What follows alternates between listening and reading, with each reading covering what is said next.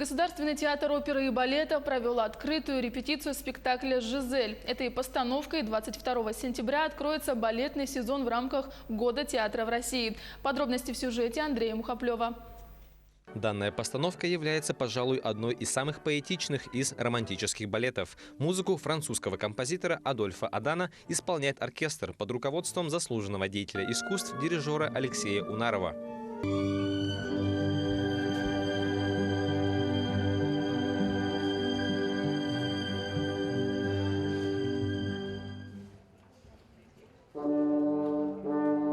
В мире театра начинает набирать популярность тенденция «открытые репетиции». То есть у каждого теперь есть возможность побывать в царстве балета изнутри. И в балетном зале зрители сидят, видят, как работают артисты с остановками, как они потеют, как они падают, как они там что-то у них не получается, как они что-то исправляют, свои ошибки. Это очень модно. Это делается и в Гранд Опера, и в Роял балете. И делается это и в Американ Сити балет. Есть такие примеры. А то зрители думают, что у нас вечный праздник на сцене, что мы такие легкие, воздушные, очень красивые. На самом деле это очень сложная работа. И вот то, чтобы вот это все показать, мы решили пойти на такой эксперимент. Немецкую легенду в пересказе поэта Генриха Гейне воплотят ведущие солисты балетной труппы Государственного театра оперы и балета. На сцену спектакля выйдут молодые артисты Венера Федотова и Тимофей Федотов. Партии премьерного спектакля они исполнят впервые. Я являюсь дипломантом международного конкурса артиста балета в городе Астане, Казахстан. А в театре я работаю 5-й сезон, а так я учился 9 лет в хореографическом колледже у нас. Ну, я уже танцую сольные вещи, как бы уже, то есть уже привычно, но то есть это больше насчет персонажа.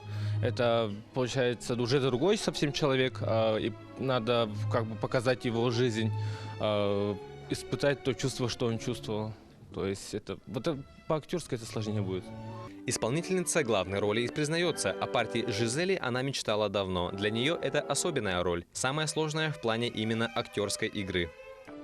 Балет о том, что любовь всегда все прощает, как бы самое сильное чувство. Можно взять другой классический балет, как «Лебединое озеро».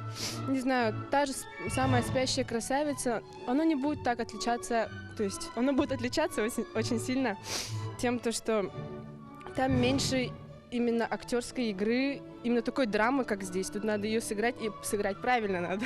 Как раз-таки через себя показать ту роль, которая у тебя есть.